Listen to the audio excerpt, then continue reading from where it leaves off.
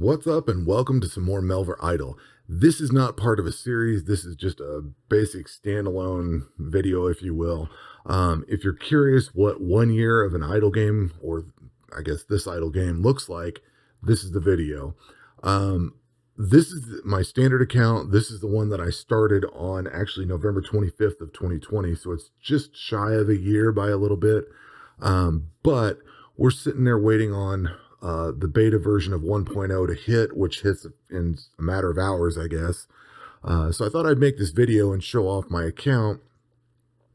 If you're curious how long it takes to get somewhere and to do certain things in the game, I don't know that this is necessarily a good yardstick. I'm a fairly casual player.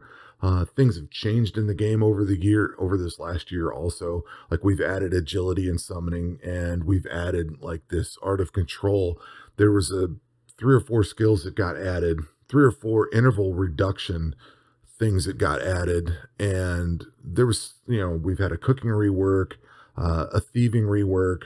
There's been a number of things that have changed on the game and made some of the grind much easier or much quicker. So wanted to take a look at this and just basically show where this account is and what 1 year of Melvor Idle looks like. Of course, I have all the skills done. I have beaten all of the content. I have beaten Into the Mist 1 time.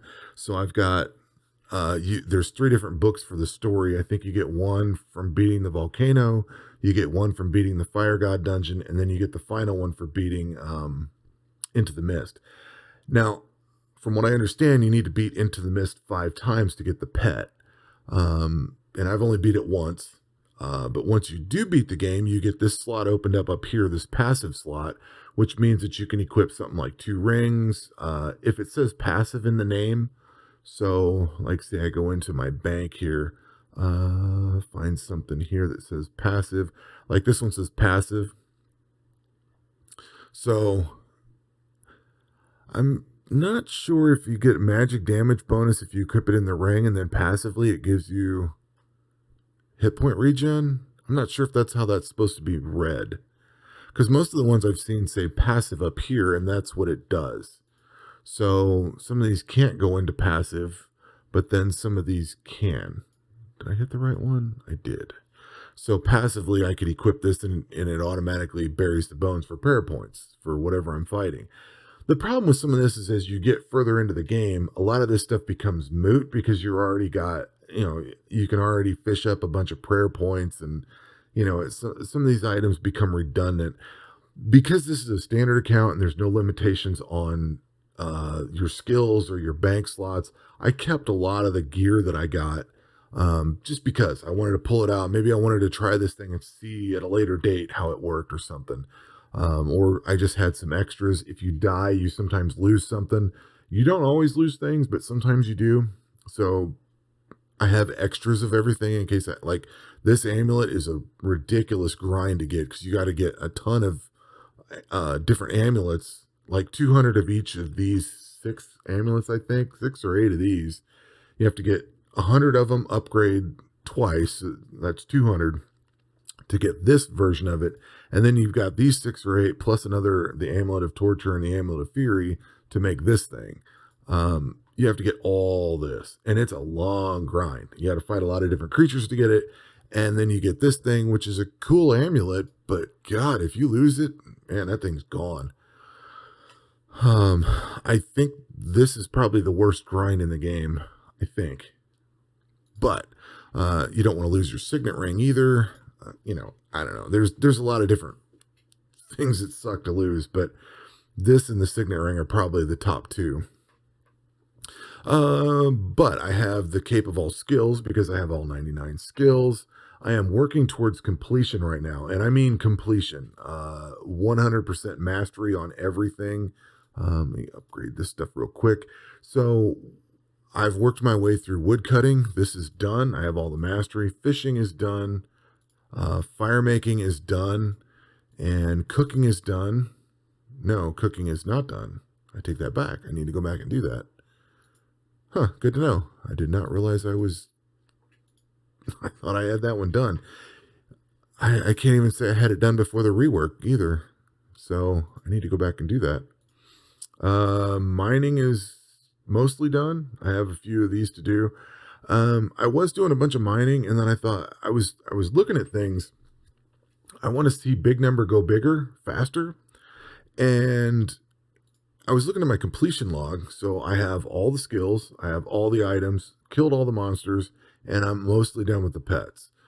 The mastery one is the one that's lagging, and I was looking at these. I was trying to get this filled out a little quicker so that I was down, like the mining one, I'm down to the last three, but they're going to be a very long grind. And I thought, you know what, I could make them a lot of bang for my buck by working on something like rune crafting, herb lore, crafting, fletching, all these that have a lot, smithing. I'm getting down to the end of smithing, but this was at like 6 or 8,000 when I started of the masteries.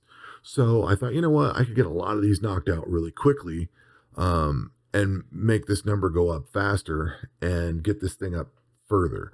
So to do that, I have equipped, of course, I'm not really running any summoning stuff. I don't know that I care. I was doing a lot of combat in this for a while. But what I did is I tweaked this to get the mastery stuff in here on agility.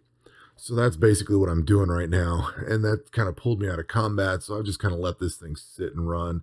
And then with this beta coming along and everything, I wanted to just kind of let this sit, get some things out of the way. The two pets that I need to grind out, kind of bouncing around here, but the two pets that I need to grind out is going to be the Earth God dungeon. So I need to make sure that I have enough magic stuff to do that, and then into the mist. So I'm going to need to run that a few times. And in order to do that, I want to make sure that I have all my tablets and potions and everything done. So I thought, you know what, while I'm working towards that, I could be, spending my time working out these masteries. We're waiting on beta 1.0 and, 1.0 to drop, I guess. So yeah, I'm just kind of chilling with this right now. A couple 100,000 whales. Like, I have no need to worry about anything. All the possible gear. I have of course, I have all the items now, so I have all the high end in-game gear. Basically you get in-game weapons. Let's see, out here in this Slayer area, Dark Waters, these three things. I was doing a lot of combat against these to get the Ocean Song. You got to get 100 of those fragments, and I don't know how many thousands of these things I've killed. It's been a lot. I don't really know. I've just been growing random stuff because I need to finish up my masteries. But as far as in-game monsters, I killed 5,105 Kutuls, 4,575 Rockin, and 5,128 Emboras. That's how many it took. Basically, say 5,000 of each to get 100 drops of the little item. Now, I've killed a little bit since then, but not enough to make a difference. So that's kind of what a year of Melvor Idle looks like. I just need the masteries, basically. A couple of pets to do, but all the other content's done. The masteries are kind of like the last thing to work on, and then I'm kind of putting off into the mist because it's a good fight, I guess, but it's one you have to really pay attention to. And man, even with all the high-end in-game gear, I feel like you could still die, and you still have to manually heal through some of it. So I'm not totally looking forward to fighting it again. It is not one you can just idle necessarily. You might be able to, especially with all the high-end gear, and I'm sure somebody will pop in and say, yeah, you can just go idle it, but I'm just kind of not comfortable with that right now. And there is checkpoints where you have to stop and switch from melee to ranged and ranged to magic. So, yeah, not real comfortable with it. But this is what a year of that looks like. I'm really looking forward to what 1.0 brings and any changes. They're also talking about having some future content packs, which whatever that means. Then we've got some township skill or whatever it is coming along. Whenever that hits also, that's after launch. But Like I said, if you were curious about what a year of this game looks like, there it is.